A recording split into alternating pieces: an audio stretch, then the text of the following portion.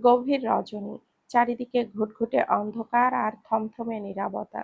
14 বছর বয়সী এক কিশোর আরভানের শরীর তখন তীব্র জ্বরে পড়ছিল। মেলবর্নের নামী ডাক্তার এসে কড়া ডোজের ঔষধ দিয়ে যাওয়ার পরেও সেই কালান্তক জ্বর কিছুতেই কমছিল না। এলিনা চৌধুরী যখন সামান্য ঔষধ খাইয়ে নিজের দায়িত্ব শেষ মনে করে নিশ্চিন্তে ঘুমিয়ে পড়েছিলেন, তখন আরশাদে চৌধুরী কিন্তু ঘুমাননি। তিনি সেই কিশোর আরভানের মাথার শিহরে বসে সারাটা রাত জেগে নিজের হাতে জলপট্টি দিয়েছিলেন। পরম মমতায় ছেলের মাথায় হাত বুলিয়ে দিয়েছিলেন। কেন দিয়েছিলেন আরশাদ চৌধুরী সেই দিন অত সেবা? কেন করেছিলেন ওই তীব্র ভালোবাসার অভিনয়? ওটা কোনো পিতৃস্নেহ ছিল না, ওটা ছিল স্রেফ এক কুৎসিত প্রদর্শন, নিজের স্ত্রীকে মিথ্যার আড়ালে রেখে অন্ধ করে রাখার জন্য। আর আরভানকে নিজের হাতের পুতুল বানানোর জন্য ওটা ছিল এক নিখুঁত মনস্তাত্ত্বিক চাল। কারণ সেই জ্বরের ঘোর থেকে সুস্থ হওয়ার সাথে সাথেই তো আরশাদ চৌধুরী তার ছেলেকে দিয়ে করিয়েছিলেন এক চরম ভয়ঙ্কর পাপ। মাত্র 14 বছর বয়সী একটা নিষ্পাপ বাচ্চার হাতে প্রথমবার তাজা মানুষের রক্ত মাখিয়েছিলেন এই আরশাদ চৌধুরী, শুধু নিজের স্বার্থ আর সাম্রাজ্য টিকিয়ে রাখার জন্য। আজ এতগুলো বছর পার হয়ে যাওয়ার পর মেলবোর্নের সেই সুরম্য ভিলার হল রুমে আজ আবারও বাবা আর ছেলে মুখোমুখি দাঁড়িয়ে। আজও আরভান মানুষের তাজা রক্তে রঞ্জিত হয়ে নিজের জন্মদাতার সামনে এক জল্লাদের মতো দাঁড়িয়ে আছে। তবে সেই দিন আরশাদ চৌধুরীর চোখে ছিল এক পৈশাচিক আনন্দ, এক চরম অহংকার। আর আজকে ওনার চোখে খেলা করছে এক আদিম হিমশীতল ভয়। এটা কি শুধুই মৃত্যুর ভয়, নাকি নিজের তৈরি করা এক ফ্রাঙ্কস্টাইনকে দেখে জন্মদাতার নিজের ভেতরের কুঁকড়ে যাওয়া ভয়? আরশাদ চৌধুরী সময়ের নিয়মে আজ বৃদ্ধ হয়ে গেছেন। আরভানের সেই আদিম হিংস্র রূপ দেখে তার মুখের সমস্ত ভাষা যেন হারিয়ে গেল। তিনি এক দৃষ্টিতে নিজের ছেলের চোখের দিকে তাকিয়ে রইলেন।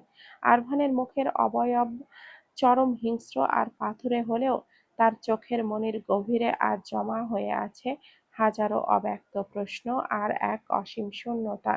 বাবা মা তো এই পৃথিবীতে সন্তানের জন্য আল্লাহর দেওয়া সবচেয়ে বড় রহমত, সবচেয়ে নিরাপদ আশ্রয়। এই নিষ্ঠুর দুনিয়ায় বাবা মা ছাড়া আপন আর কেই বা হয়? আর সেই কারণেই তো আল্লাহ এই পৃথিবীতে একটা ছোট্ট অবুঝ শিশুর অস্তিত্বকে টিকিয়ে রাখতে, তারাকে পরম মমতায় আগলে রাখতে বাবা আর মা নামের দুইজন নরনারীকে একে অপরের পরিপূরক হিসাবে সমর্পণ করেছেন। কিন্তু সেই পরম পবিত্র সম্পর্কের আড়ালে থাকা বাবা মাও কি এতটা চরম ছলনাকারী আর পিশাচ হতে পারে? আরশাদে চৌধুরী আরভানের চোখের সেই সূক্ষ্ম লুকানো গভীর আবেগ আর দুর্বলতাটুকু তার নিজের পিশাচ মস্তিষ্ক দিয়ে ঠিক খুঁজে নিলেন। তিনি ভাবলেন, এই দুর্বলতার সুযোগ নিয়ে আরভানকে মানসিকভাবে পঙ্গু পঙ্গু করে দেওয়া যাবে। তার ছেলে কোনোদিনও নিজের বাবার ওপরে সরাসরি মরণাঘাত করতে পারবে না। কিন্তু আরভানের চতুরতা আরশাদ চৌধুরীর চশমা চশমখোর ভাবনার চেয়েও অনেক বেশি ভয়ানক ছিল। আরভান কোনো সুযোগ না দিয়েই পাশ থেকে একটা ধারালো চকচকে ছুরি তুলে নিয়ে সোজা আরশাদ চৌধুরীর হাতের তালুর মাঝখান দিয়ে এফোড় ওফোড় করে গেঁথে দিল। আহ! আরশাদ চৌধুরী তীব্র যন্ত্রণায় এক গগন বিদারী চিৎকার দিয়ে উঠলেন। তিনি ভাবতেও পারেননি আরভান এতটা অতর্কিতে তার কাণ্ড ঘটাবে। আরশাদ চৌধুরী যখন নিজের অন্য হাত দিয়ে আরভানকে প্রতিহত করতে গেলেন, ঠিক তখনই আরভান এক অদ্ভুত অপ্রকৃতিস্থ মস্তিষ্কের পরিচয় দিল। সে হুট করে আরশাদ চৌধুরীকে আঘাত করা থামিয়ে দিল। নিজের হাতের সেই রক্তমাখা ছুরিটা সে এবার নিজের শরীরের দিকে তাক করল, কোনো দ্বিধা ছাড়া, এক চরম উন্মাদের মতো। সে নিজের বলিষ্ঠ বাহুর আর পেটের ডান পাশের চামড়া চড়চড় করে কয়েকটা গভীর পোঁচ দিয়ে দিল। নিজের চামড়া কেটে তাজা রক্ত ফিনকি দিয়ে ছুটে এলো। নিজের ছেলের এমন বীভৎস পাগলামো কাণ্ড দেখে আরশাদ চৌধুরী পুরোপুরি ভড়কে গেলেন। তার বুকের ভেতরটা আতঙ্কে কেঁপে উঠল।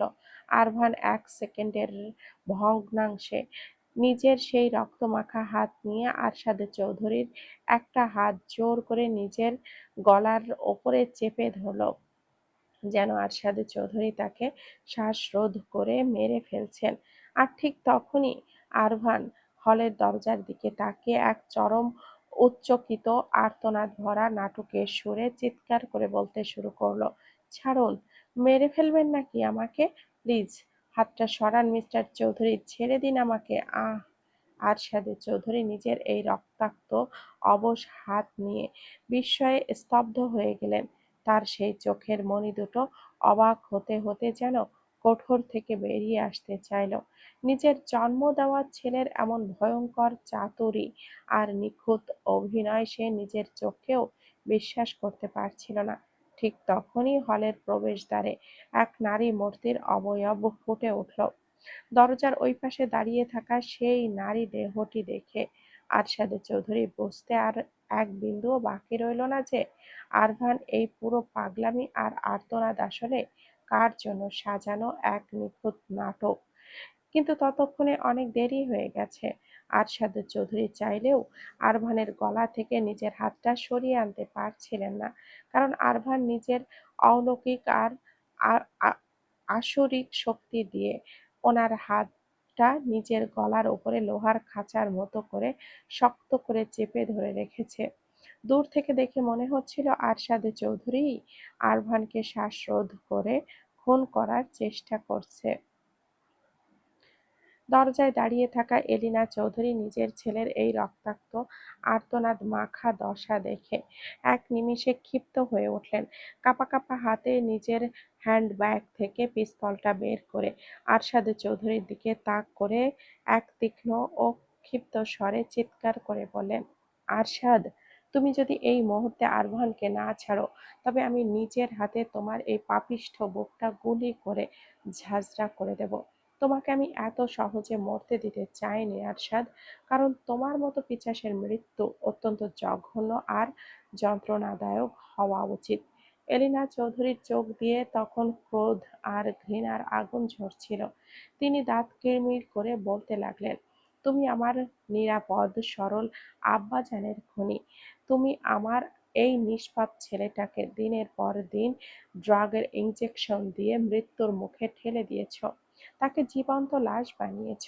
আর আজ আজ তোমার ক্ষুধা এত বেড়েছে যে তুমি আমার 1 মাসের ছোট্ট অবুঝ নাতিদেরও হত্যা করতে চেয়েছ। তুমি একটা নরপিশাচ আরশাদ চৌধুরী। কোনোদিনও তুমি একজন স্বামী হওয়ার যোগ্যতা রাখোনি, পারোনি একজন আদর্শ সন্তান হতে, পারোনি একজন স্নেহময় পিতা এবং একজন দাদা হতে। তুমি এই পৃথিবীর সবচেয়ে নিষ্ঠুর, সবচেয়ে নিকৃষ্ট এক জঘন্য কীট। এলিনা চৌধুরীর এই তীব্র ঘৃণাময় বাক্যটি হলের দেওয়ালে প্রতিধ্বনিত হতে না হতেই আরশাদ চৌধুরী আতঙ্কে কুঁকড়ে গেলেন। কিন্তু পরক্ষণেই নিজের ওপর থেকে আরভান লোহার খাঁচার মতো চেপে বসা হাতটার দিকে তাকিয়ে তিনি আসল চালটা ধরে ফেললেন।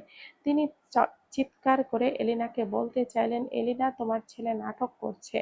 আমি তোমার নাতিদেরকে মারিনি, মারতে চেয়েছিলাম ঠিকই, তবে আরশাদ চৌধুরীকে নিজের সাফাই গাওয়ার আর কোনো সুযোগ দিল না আরভান। তার মুখ থেকে বাক্যটি পুরোপুরি বের হওয়ার আগেই আরভান নিজের পাশ ফিরে অত্যন্ত হিংস্র ও শক্ত হাতে আরশাদ চৌধুরীর অবশ হাতটা টেনে এনে সোজা নিজের পেটের ক্ষত স্থানে ঢুকিয়ে দিল।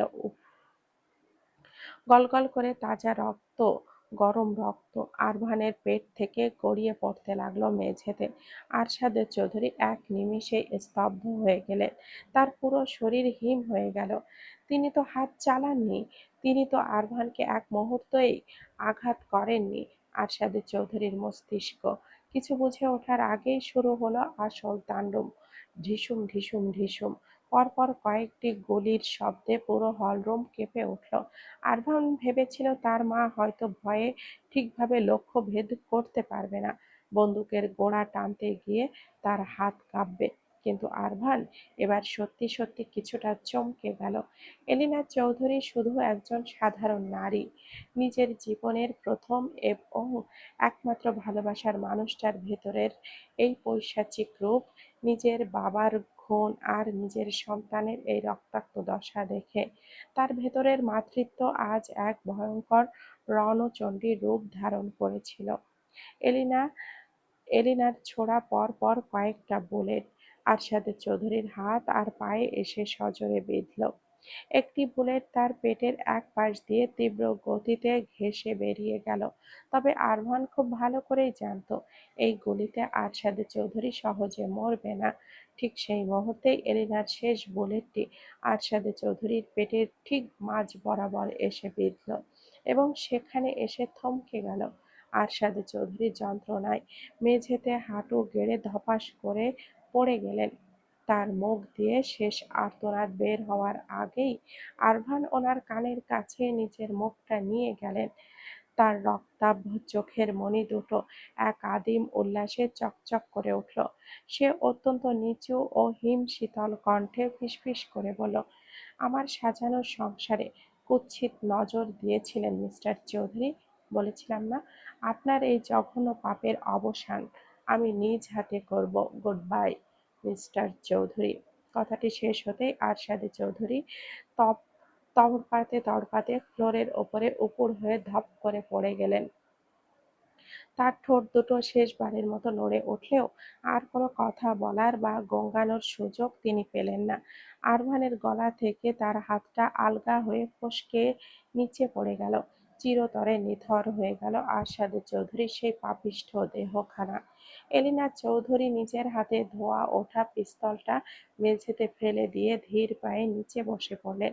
নিজের স্বামীর সেই রক্তাক্ত মৃত শরীরের দিকে তাকিয়ে তিনি একদম নিঃসাড় নিস্পন্দন হয়ে রইলেন। তার চোখ ফেটে কোনো নোনা জল গড়িয়ে পড়ল না, বরং এক দীর্ঘশ্বাসের সাথে তার মনে পড়ল আজ তিনি এক আজন্ম অভিশাপ থেকে নিজেকে এবং নিজের সন্তানকে মুক্তি দিতে পেরেছেন। ঠিক তখনই ভিলার বাইরে দূর থেকে পুলিশের গাড়ির তীব্র সাইরেনের আওয়াজ ভেসে আসতে লাগলো। পুলিশ হয়তো আরশাদ চৌধুরীকে গ্রেপ্তার করতেই আসছিল, কারণ এত বড় আন্ডারগ্রাউন্ডের ইন্টারন্যাশনাল ক্রাইম সাম্রাজ্যের প্রধানকে ধরতে পুলিশ অনেকদিন ধরে জাল পাচ্ছিল। কিন্তু তারা এসে দেখবে এ তো এক পারিবারিক রক্তগঙ্গা। এলিনা চৌধুরীর সাইরেনের শব্দ শুনেই এক লহময় সম্বিত ফিরে পেলেন। তিনি অত্যন্ত উদ্গ্র ও ব্যাকুল হয়ে আরভানের দিকে তাকিয়ে বলেন, আরভান, তুই এখান থেকে এখনই পালিয়ে যা। পুলিশ চলে এসেছে, ওরা তোকে এই অবস্থায় দেখলে সর্বনাশ হয়ে যাবে। আরভান নিজের পেটের ক্ষত স্থান চেপে ধরে শক্ত মুখে বলল, আপনাকে এই লাশের সামনে একা রেখে আমি কোথাও যাব না মম। আরভান, এখন আমাকে নিয়ে ভাববার বা জেদ করার সময় নয় এটা। এলিনা চৌধুরী পাগলের মতো চিৎকার করে উঠলেন, আয়াত আর আমার নিষ্পাপ নাতনিরা হাসপাতালের মৃত্যুর সাথে লড়ছে। আরভান, তুই ওদের কাছে যা। তুই নিজের সন্তানদের একজন আদর্শ বাবা হবি। এই আরশাদ চৌধুরীর মতো কোনো নরপিশাচ বা জল্লাদ হবি না। নিজেকে বাঁচা আরভান। আমি যদি এখন এখান থেকে পালাতে যাই তবে আমাদের দুজনকেই পুলিশ ধরে ফেলবে। তোকে এই রক্তাক্ত শরীর নিয়ে আমি কোনো হাসপাতালে নিয়ে যেতে পারবো না। তোকে নিজেকে সামলে নিয়ে হাসপাতালে পৌঁছাতে হবে, নিজের জানকে বাঁচাতে হবে। তুই অলরেডি অনেক কিছু হারিয়েছিস, এবার বাকি যে দুজন বেঁচে আছে ওদের শক্ত করে আঁকড়ে ধর আরভান। আর আর তোর এই অভাগী মাকে পারলে ক্ষমা করে দিস।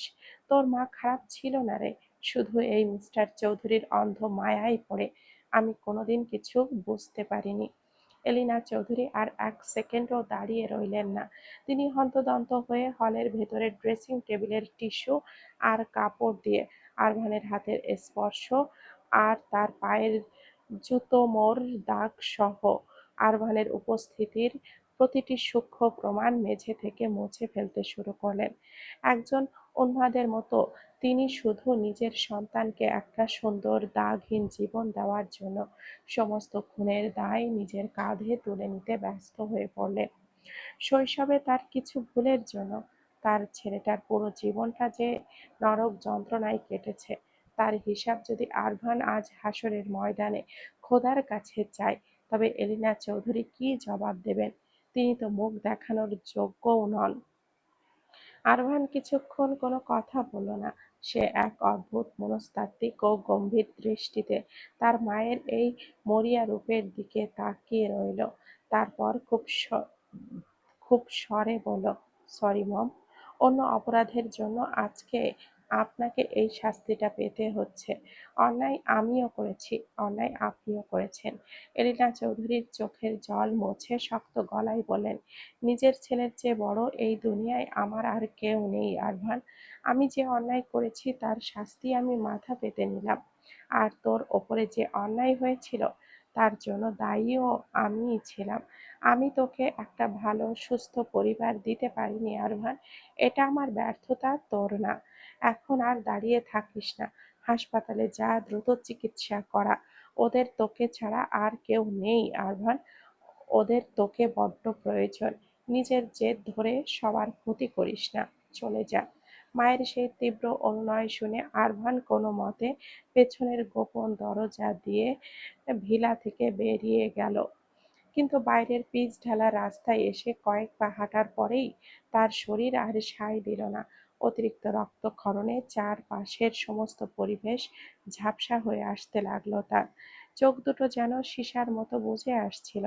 রাস্তার নিস্তব্ধতার মাঝে নিজের অবশ শরীরটা যখন লুটিয়ে পড়তে যাবে, ঠিক তখনই দূর থেকে একটা গাড়ি তীব্র স্পিডে এগিয়ে এলো। তা দেখে আরফানের ঠোঁটে হাসি ফুটল। গাড়িটা এসে তার ঠিক সামনে ব্রেক কষে থামল। গাড়ির দরজাটা খুলে একজোড়া অস্থির পা অত্যন্ত দ্রুত গতিতে আরভানের দিকে ছুটে এলো। ফারহান আরভানের এই রক্তাক্ত আধমরা দশা দেখে আঁতকে উঠে বলল, এভি, কি হয়েছে এসব? আরভান ফারহানকে কোনো কথা বলার সুযোগ দিল না। সে নিজের শেষ শক্তিটুকু দিয়ে ফারহানের কাঁধে ভর রেখে ঠোঁটের কোণে এক রহস্যময় হাসি ফুটিয়ে বলল, সব ঠিক হয়ে গেছে ফারহান। ফারহান আর এক মুহূর্ত নষ্ট না করে আরভানকে ধরাধরি করে গাড়ির পেছনের সিটে তুলে নিল। গাড়ির স্টার্ট দিয়ে ফুল স্পিডে হাসপাতালের দিকে ছুটে যেতে যেতে ফারহান বলল, আয়াতের জ্ঞান ফিরে এসেছে আরভান। ও চোখ মেলেছে। আরভান ফারহানের এই কথা শুনে মুখে আর কিছুই বলল না। সে শুধু এক পরম তৃপ্তির দীর্ঘশ্বাস ফেলল।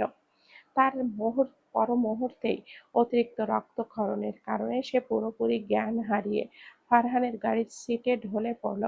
হাসপাতালে নিয়ে আসার পর আইসিইউতে নিয়ে রাতে আরভানের জরুরি চিকিৎসা করা হয়। তার পেটের গভীর ক্ষত আর হাতের বুলেটের ইনজুরি ড্রেসিং করে ব্যান্ডেজ করা হয়। পুরো একটা দিন তাকে কড়া অবজারভেশনে রাখা হয়েছিল।